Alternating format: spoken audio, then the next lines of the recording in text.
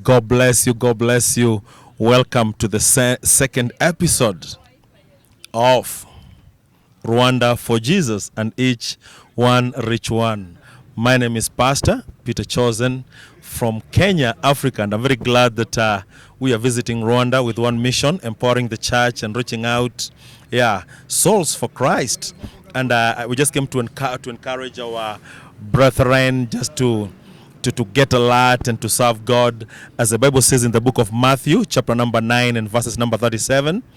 The Bible says that Jesus said to his disciples, the harvest is ready and plenty, but the workers are few. He told them that the harvest is plenty, but the laborer are few.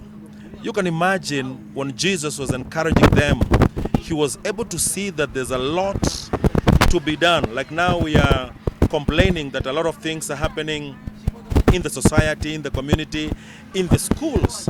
But I remember those days when the church was so much focused to discipleship and outreach. But at the moment, it's so sad because of the churches are now regrouping in the four corners wall without having that things of outreach and reaching out for souls, crusade, going to the schools, going to the prison. That's why Jesus was able to say that the harvest is plenty, but the laborer are few.